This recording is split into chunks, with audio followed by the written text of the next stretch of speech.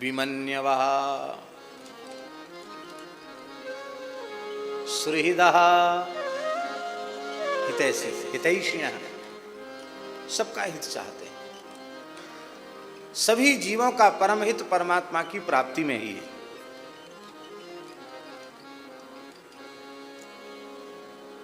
भगवान की प्राप्ति जब तक नहीं होगी तब तक अभाव की निवृत्ति नहीं होगी। सारे अभावों की निवृत्ति भगवत प्राप्ति से ही संभव है। इसलिए सच्चा हित जीव का यही है, उसे भगवत चरणारविंद की प्राप्ति करा दी जाए।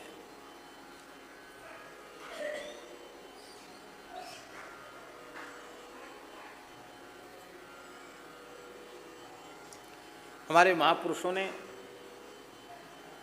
यही बात कही है।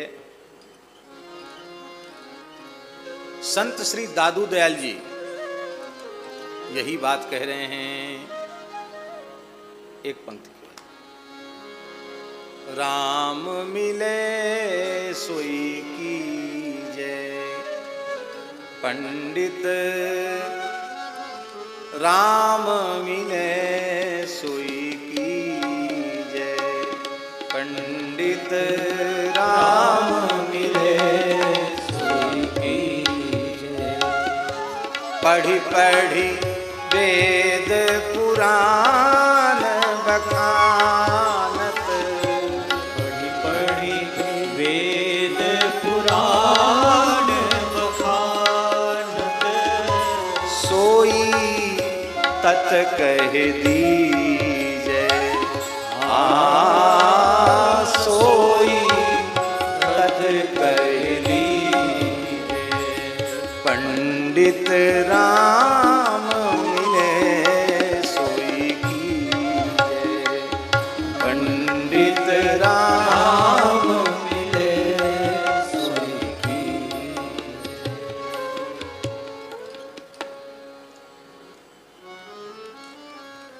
न भूलूंगा कभी उपकार अपने उस हितैषी का,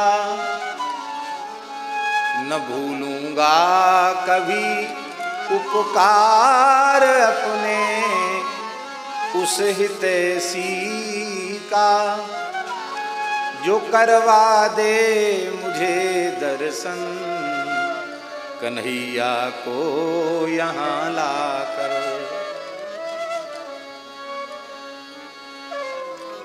यही सच्चा हित है संतों के द्वारा जो जीव मात्र का किया जाता है।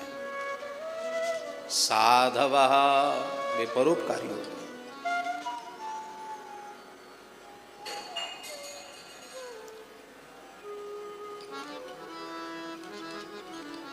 ऐसे संतों में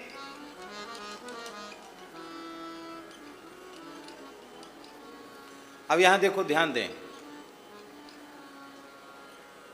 जो समचित्त होगा वो प्रशांत होगा,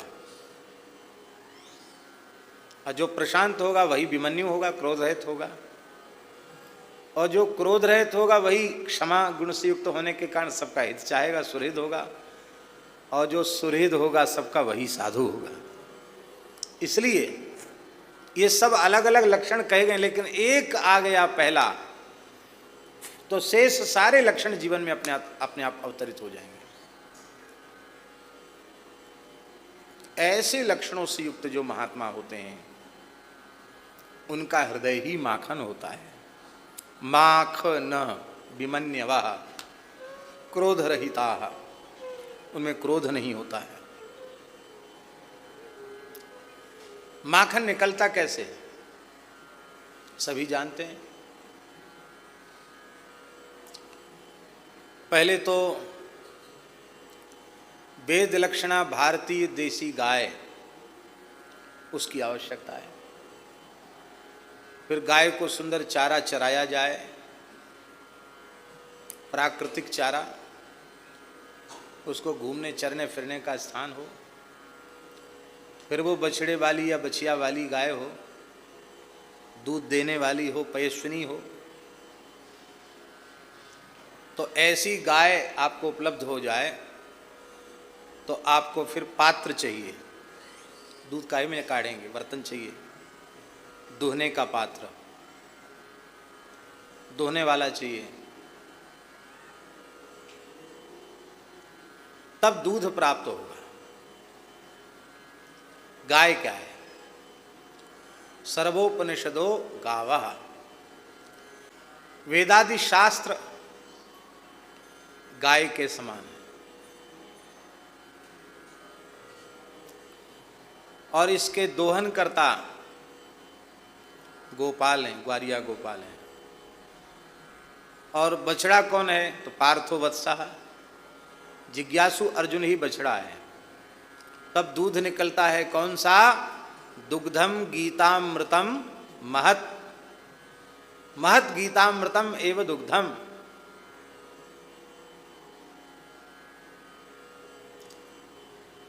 ये गीतामृतम महत दुग्धम क्यों कहा गया?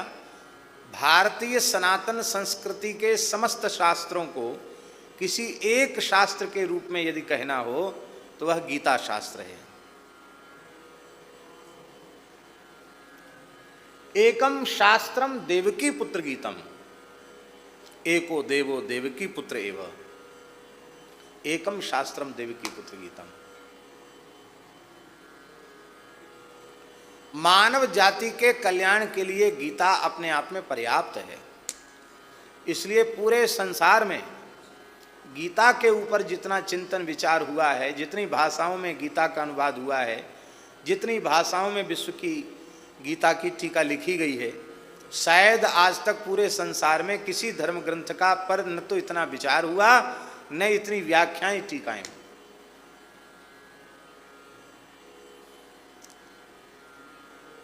यही दूध है, दुग्धम गीतामृतम महत। इस दूध को किस पात्र में भरना है? हृदय रूपी पात्र में भरना है। पात्र में छिद्र होगा तो दूध उसमें ठहरेगा नहीं, बह जाएगा। और पात्र में खटाई होगी तो फट जाएगा। ऐसे ही हम अपने कर्ण मार्ग से गीता आदि शास्त्रों का श्रवण तो करते हैं और उसके दिव्य दुग्ध को अपने हृदय में भी भरने का प्रयास करते हैं, पर हमारा बर्तन फूटा है, उसमें ज्ञान ठहरता नहीं है, भक्ति ठहरती नहीं, बह जाता है। उसके लिए हमें छिद्र बंद करने पड़ेंगे। छिद्र क्या है? कुसंग ही छिद्र है। कुसंग के कारण ही हमारा ज्ञान, वैराग्य, भक्ति, विवेक सब नष्ट हो जाता है। कुसंग कई प्रकार का होता है। सबसे पहला कुसंग तो व्यक्तियों का कुसंग है। तजो मन हरि विमुखन को संग, जिनके संग कुमति मति उपजय, परत भजन में भंग। व्यक्तियों का कुसंग। विमुख जनन को संग न कीजिए। दूसरा कुसंग है विचारों का कुसंग। अच्छे विचार मन में नहीं उठते हैं, ये विचारों का कुसंग है। उटपटांग बातें चिंतन करना, सोचते रहना, ये विचारों का कुसंग है।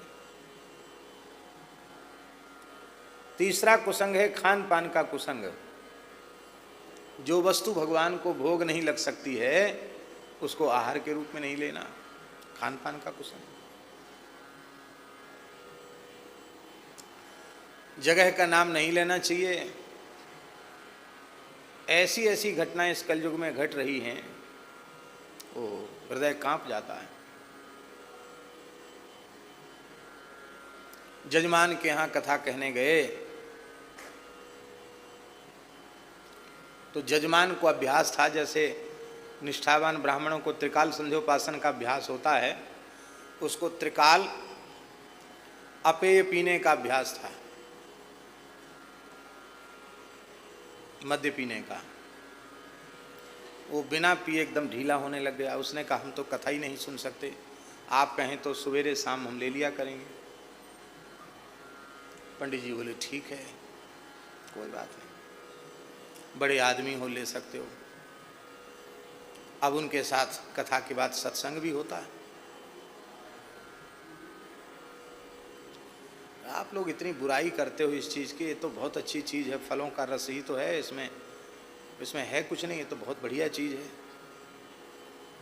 और समुद्र मंथन से 14 रत्न प्रकट हुए, उसमें ये भी तो उत्पन्न ही हुआ, महान रत्न है ये तो। आप थक जाते हैं दिन भर बोलते बोलते, थोड़ा सा लिए और सो जाइए, फिर देखिए क्या बढ़िया नींद आती है।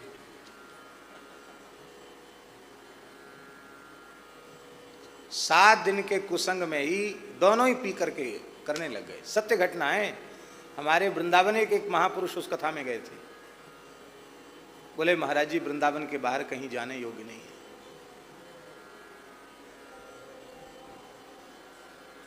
अब लोग पीछे पड़े हुए हैं कि कथा विरक्तों को कहनी ही नहीं चाहिए। तो क्या ऐसे लोगों को कहनी चाहिए जो पी करके बैठे हैं?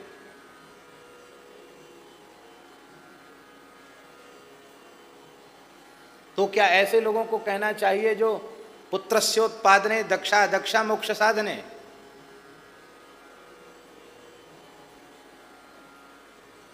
पंडितास्तु कलत्रेणो रमन्ते महिषा इव, क्या उनको कहना चाहिए? हम निषेध नहीं कर रहे हैं।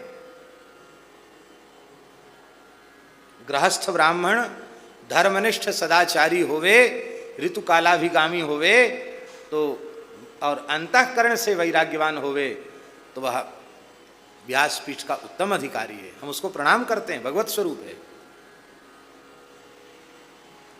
लेकिन अनेक धर्म विभ्रांता स्त्रैणा पाखंडवादिनः शुक शास्त्र कथोच्चारे त्याज्यास्ते यदि पंडिता, यदि पंडिता तदपि त्याज्याः।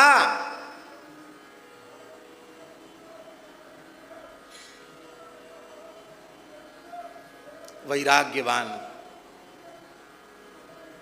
अनुरागी महत्पुरुष वे ही भगवत चरित्र के अधिकारी हैं। महापुरुषों की वाणी सीधे मन पर चोट करती है और निशाना जब सही बैठता है लक्ष्य पर तो चटपट काम बन जाता है। हमारे महाराज जी कहते थे, पहाड़ी बाबा महाराज, सधुक्कड़ी भाषा में वो कहते थे बैल जो है वो मजबूत तो होता है पर केवल भार ढोता है, वो गायों की वंश वृद्धि नहीं कर सकता। बैल भार तो ढोता है बैलगाड़ी में, पर वो गायों के मध्य रहकर वंश वृद्धि करने में सक्षम नहीं है, क्योंकि उसको बैल बना दिया गया है। बिजार होता है वृषभ, उत्तम लक्षण का वृषभ, वह गायों के मध्य रहकर उनकी वंश वृद्धि। आप वृंदावन में रहते हैं, वहाँ भगवान का दर्शन करते हैं, मजार दर्शन करने की आपको क्या आवश्यकता पड़ेगी? उसने हमें निरुत्तर कर दिया। तो यह पवित्र वेशभूषा भी हमें जहाँ नहीं जाना चाहिए, जो नहीं करना चाहिए उस काम को करने से रोकती है, जहाँ नहीं जाना चाहिए वहाँ जाने से रोकती है। इसलिए भारतीय जो वेशभूषा है वो सत्संग है, एक प्रकार की वेशभूषा का सत्संग है, और पाश्चात्य वेशभूषा वो वेशभूषा का कुसंग है। इन समस्त प्रकार के कुसंगों का त्याग करेगा तो ही सत्संग रूपी दिव्य दुग्ध उसके हृदय रूपी पात्र में एकत्रित होगा, नहीं तो उसका क्षरण हो जाएगा, वो नष्ट हो जाएगा। पात्र में छेद तो नहीं है पर खटाई है तो फट जाएगा। खटाई क्या है? कामना की खटाई, कपट की खटाई। जल पै सरस बिकाय, देखहु प्रीति की रीति भल, बिलग हो ये रस जाय, कपट खटाई परत पुनि। आप कुसंग तो नहीं करते हैं पर कपट रखते हैं, तो आपके भीतर का सत्संग किसी काम का नहीं। इसलिए भक्त का लक्षण क्या है? श्री प्रियादास जी महाराज के शब्दों में, हरि गुरु दासनी सो साचो सोई भक्त सही। हरि गुरु दासनी सो साचो सोई भक्त सही। गही एक टेक फेरी पुरते न करी है। हाँ गही एक टेक फेरी पुरते न करी है। हरि गुरु दासनी सो साचो सोई भक्त सही। हरि गुरु दासनी सो साचो सोई भक्त सही। गही एक टेक फेरी पुरते न टरी है। हाँ गही एक टेक फेरी पुरते न टरी है। हरि गुरु और संत भगवत सेवक दास, इन तीनों से निश्चल निष्कपट व्यवहार हो। इनके समक्ष कोई भी छिपाव दुराव न हो, अपना हृदय खोल करके रख दे इनके चरणों में। इनके समक्ष कोई भी छिपाव दुराव न हो, अपना हृदय खोल करके रख दे इनके चरणों में। और भजन की एक टेक प्रतिज्ञा धारण कर ले, फिर उसका जीवन पर्यंत पालन करे, उसका त्याग न करे। उसको भक्त कहते हैं। कपट युक्त व्यवहार करने वाले को भक्त नहीं कहा जाता। निष्कपट व्यवहार, यही खटाई है। लोग कहते हैं ना बात बात में, हमारी बात तो खटाई में पड़ गई, बात खट्टी हो गई। खटाई में पड़ गई माने बेकार।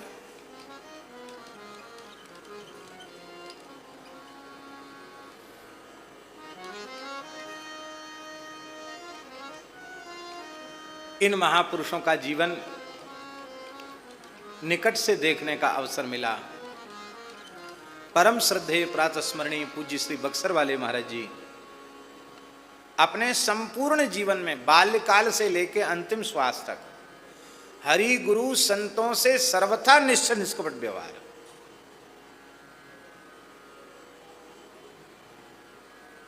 अतिशय निकट होकर देखने का अवसर अनेक महानुभावों को मिला।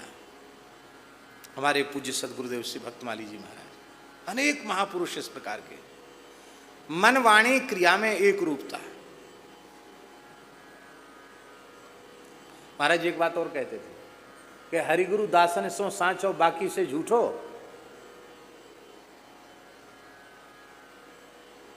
कहते बहुत से लोग कहते कि दुनिया से ऐसे चले जैसे देखे दाव।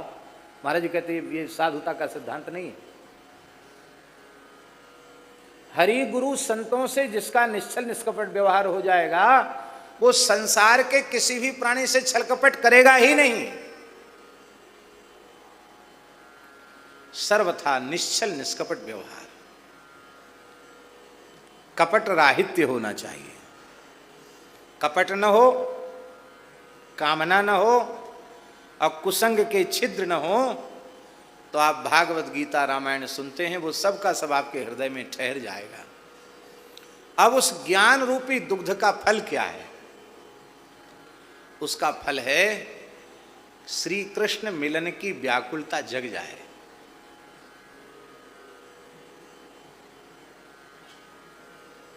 अभी एक महापुरुष ने एक साधक के बारे में कहा, आज की ही बात। महाराज जी अमुक आपके आदेश से अमुक जगह रह करके साधन कर रहे हैं। उन्होंने संदेश भेजा है, अब व्याकुलता इतनी अधिक बढ़ गई कि सहन नहीं होता है। तो मैंने उनको कहा, मैंने कि आपने समझाया नहीं कि ये शुभ लक्षण है। हम साधन करें और भगवत दर्शन की व्याकुलता जगे तो समझ लेना साधन ठीक चल रहा है।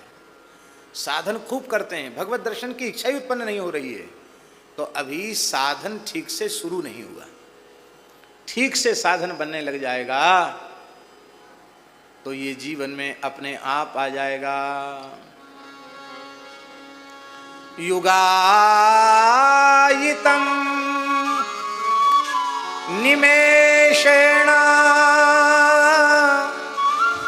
चक्षुषा प्रावृषायितं शून्यायितं जगत्सर्वं गोविंद विरहेण में। गोवर्धन बासी सांवरे लाल तुम बीने रहो न जाए। गोवर्धन बासी सांवरे लाल तुम बीने रहो न जाए। बंक चिते मुस्काय के सुंदर बदन दिखाए।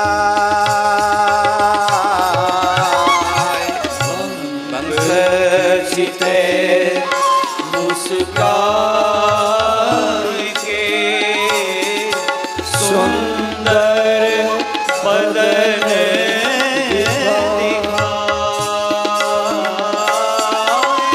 लोचन तरफे मीन जो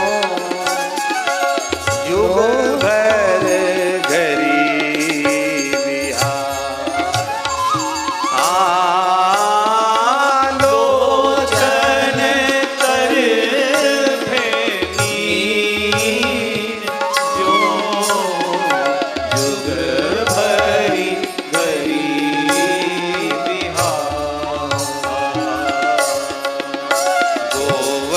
गोवर्धन बासी सांवरे तुम बिन रहो न जाए। गोवर्धन वासी सांवरे लाल तुम बिन रहो न जाए। दर्शन को नैना तपे बचन सुनन को कान। दर्शन को नैना पे वचन सुनने को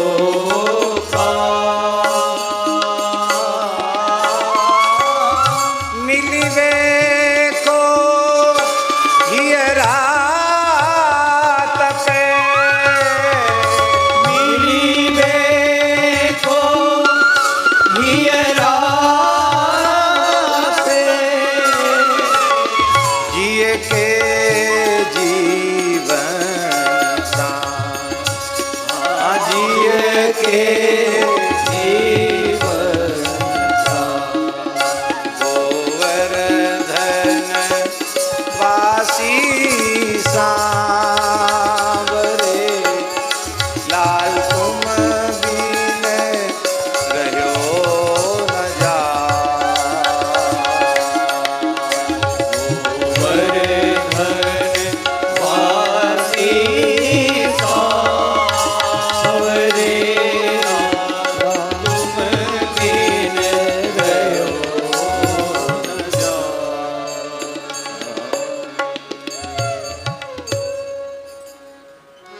मलुकदास जी के बहुत पद हैं विरह के। माई मोह विरह सतावे, अरी पल छिन नींद न आवे। सुनते हैं उनके जीवन चरित्र में आता है कि जब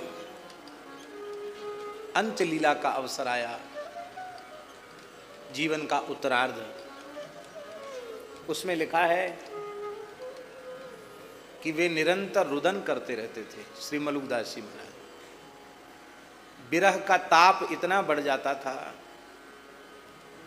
कि उनके शरीर की जलन को शांत करने के लिए कपूर और मलयागिरी चंदन, उसका मोटा लेप सारे शरीर पर चढ़ाया जाता था, जो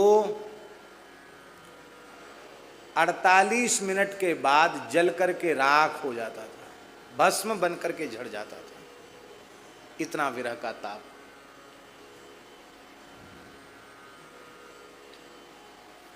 अन्न जल छूट गया, कुछ देखना, कुछ बोलना, किसी की सुनना, किसी से कहना, कुछ भी अच्छा नहीं लगता। केवल भगवत विरह में रुदन करते रहते। श्रीमन महाप्रभु जी की गंभीर लीला कैसी है? गंभीरा लीला का प्रसंग कैसा है?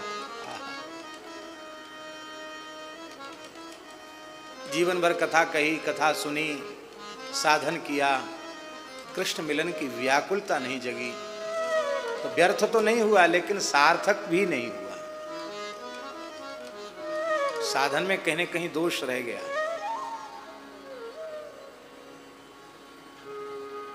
विरह की अग्नि में सत्संग रूपी, ज्ञान रूपी दुग्ध को परिपक्व कर ले, पका ले। जब वो पक जाएगा, परिपक्व हो जाएगा, तब उसको थोड़ा ठंडा करना पड़ेगा, सिराना पड़ेगा। गर्म दूध में भी जामन डालने से फट जाएगा। जामन डालने योग्य हो जाएगा तब जामन उसमें पड़ेगा। जामन कितना होता है? थोड़ा सा होता है।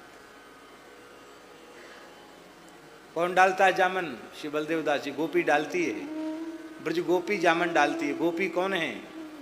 प्रेमी अनुरागी संत सदगुरुदेव ही गोपी है। गोभी पिबत कृष्ण रसम, इंद्रियों से कृष्ण रस पीते हैं, इसलिए वही गोपी है। ऐसे किसी प्रेमी अनुरागी संत की शरण में जाए और कहे, भगवान अब तो जामन डाल दीजिए। वे नाम सुना करके जामन डाल देंगे, हरिनाम सुनाकर जामन डाल देंगे। जब तक जामन नहीं पड़ा तब तक दूध अधोटा होने पर भी चंचल है।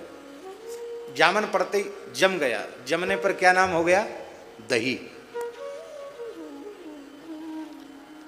अब उस दही को बिलोना है। खाली दही बिलोने से माखन निकलेगा?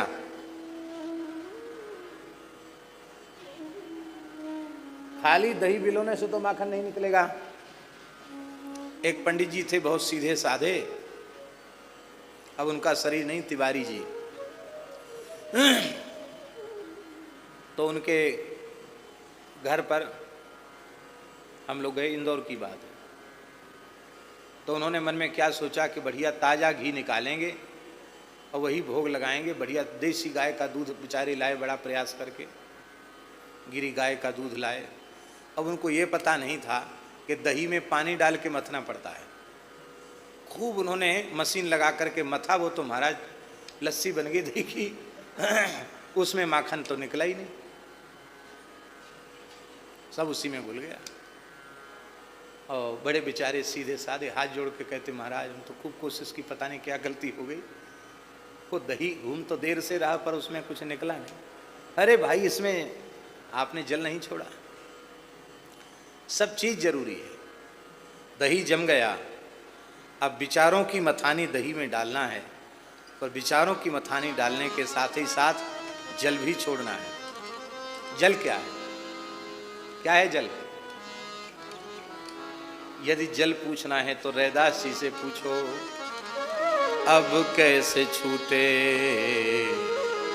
नाम रट लागे, अब कैसे छूटे नाम रट लागे। प्रभु जी जी तुम चंदन का, प्रभु जी तुम चंदन हमारी, प्रभु जी तुम चंदन पानी, प्रभु जी तुम चंदन हम खानी, जाकी अंग अंग बास समानी, जाकी अंग अंग बास समानी, बास समानी, प्रभु जी तुम चंदन पानी, प्रभु जी तुम चंदन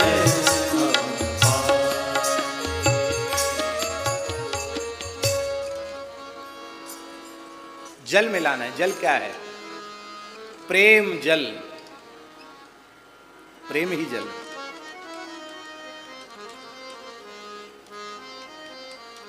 प्रेम भगति जल, गोस्वामी तुलसीदास जी कहते हैं, प्रेम भगति जल बिनु रघुराई, अभयंतर मल कबहू की जाए। प्रेम का जल छोड़ना है उसमें, अब फिर मथना है तो छाछ छाछ नीचे रह जाएगी और माखन माखन ऊपर आ जाएगा। ये छाछ क्या है? ज्ञान कर्म योग आदि जितने साधन हैं ये सब छाछ हैं, और विशुद्ध श्री कृष्णानुराग यही माखन है। ऐसा माखन जब ऊपर तैरने लग जाएगा तब माखन चोर को बुलाना नहीं पड़ेगा, बिना बुलाए माखन चोर आ जाएंगे। ऐसा चित्त है गोपियों का, इसलिए उनके माखन के ब्याज से भगवान उनके चित्त की चोरी करते हैं। इसलिए ये लीला सबसे पहली लीला है। प्रथम करी हरि माखन चोरी, प्रथम चोरी लीला, प्रथम लीला है, सामान्य लीला नहीं है। आज भी ठाकुर जी ब्रज में लीला कर रहे हैं, आज भी माखन चोरी हो रही है, आज भी गोचारण हो रहा है, आज भी महारास हो रहा है, सब लीलाएं आज भी हो रही हैं।